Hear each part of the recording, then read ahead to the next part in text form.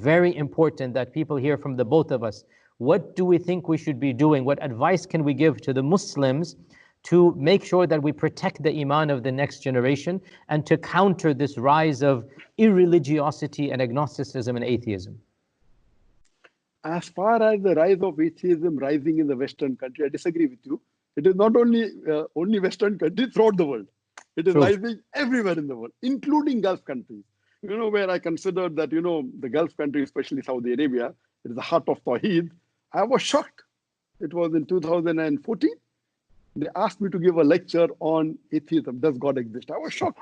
In Saudi Arabia, in Jamiatul Imam, where I consider one of the best Islamic universities, to give a talk on atheism. And then I realized that the people told me that even in the Gulf countries, leave aside Western countries, leave aside UK, leave aside America, India, even there are, and previously, according to me, when a person from Saudi Arabia or from the Gulf country went to America or went to Western country, the chances that they would deviate from the deen would be maybe 1 or 2%. That's it. But nowadays, the chances are more than 25%. Coming back to your question, I know that there is a rise, and I've given a talk on this topic, does God exist? Where I have proved with reason, logic, and science the existence of Allah subhanahu wa ta'ala.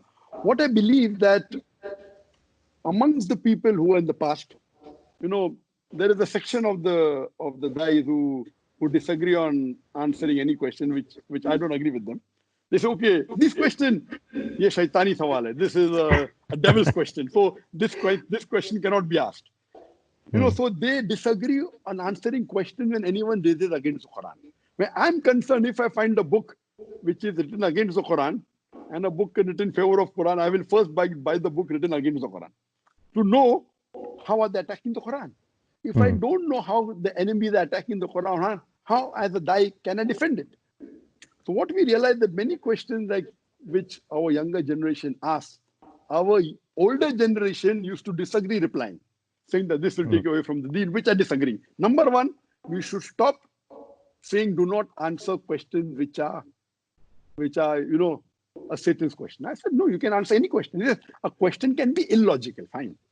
Yeah. But you cannot say that if it's any question, like someone say, why don't you have pork or anything?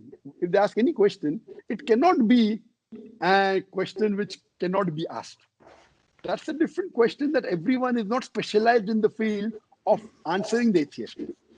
So one thing is we should encourage questions, let it be anything under the sun. But everyone is not specialized in replying. Because while if you're not specialized, you may falter and break the principles of Islam while replying. So I know many guys while replying to the non-Muslims, they go overboard and they go against the principles of the Quran. They go against the verses of the